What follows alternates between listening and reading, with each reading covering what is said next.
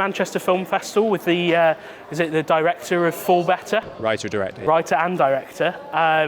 Would you like to just give a quick introduction to the film and yourself and give everyone a bit of an overview? Yeah, of course. My name's George Magner and I am the writer and director of Fall Better. I don't really like calling it like an autobiographical story, but it is based in part on my own experiences of recovering from a life-changing illness, and it's about the mental and the physical journeys of recovery. Okay, great.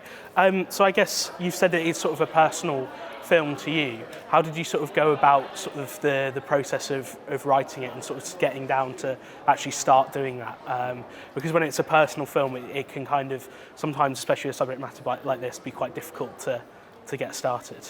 Totally. Well, it's a film that was born out of failure, and one of the core themes, I suppose, of the film is about trying and failing and trying again.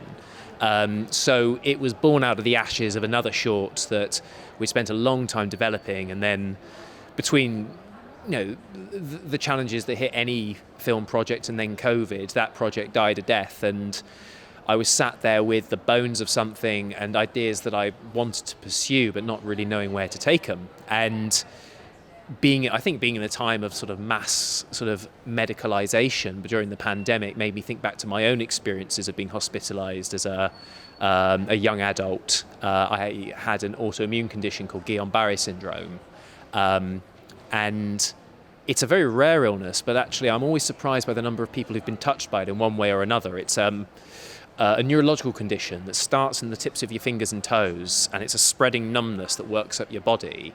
And after the numbness comes paralysis, and you lose control of your body. So I was fully paralysed, head to toe, and I was in the Bristol Children's Hospital for 3 or 4 months, and then I started the process of learning to use my body again as the sensation came back. And it's the hardest thing I've ever done, and probably, hopefully, ever will do. But I think it was also the making of me, and I was dwelling on all of this during COVID times when my business as a filmmaker was obviously under threat. We were all looking at the world through sort of fresh eyes, and I was thinking very much about picking up the pieces of what seemed to be left of my career almost, and for the first time started to think about how my story actually had resonance beyond me.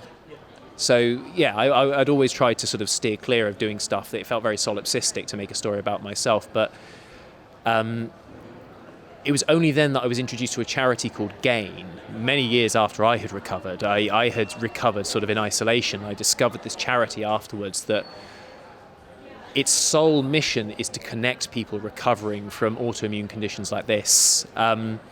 Because often you do sort of suffer alone, and that recovery journey is tremendously difficult when you don't have people to tell you it's going to be okay, and to help you see through that endless cycle of trying and failing and falling and picking yourself up, sometimes quite literally, and keeping at it. And that's where the story grew out of. It was great. I really thought it was a really good message throughout the film of sort of, nothing's going to change unless you do it yourself. That's what, I don't know if that's the right takeaway, but that's what I took from it.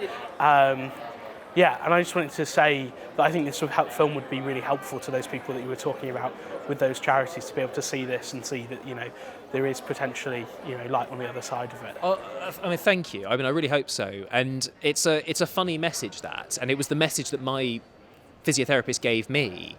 And I remember, I was taken aback at the time. I remember my mother wanted to sue the chap. She was, outraged you talk to a poor disabled teenager like that. But that was what I needed to hear. I needed that push, that grit. It wasn't coming from me at first, but it had to come from me if I was ever going to regain the use of my body. And it's a lesson that has set me up for the rest of my life. And it's a funny one, because I'm not sure if it doesn't sound very fair on paper to just say, you've got to sort yourself out, you've got to pull yourself up. But actually, I hope that that's in the package of solidarity and recognition and seeing and being seen, like you said. It goes out to people, I hope, who are on their own journeys of recovery, not just from physical ailments, but for me it's always been about the mental health journey of recovery, which is far less visible and far less talked about. That's really what I wanted to get out of this. Amazing. Well, thank you so much for coming. I wanted to see sort of if you had any plans to where people could watch this in the future, or what you've got coming up next. Absolutely, yeah. So this is Full Better's final festival. We've had a really great run here in the US and a couple in Europe. And this is a really, really lovely way to see the film off before it goes online. So it'll be released online in the next couple of weeks.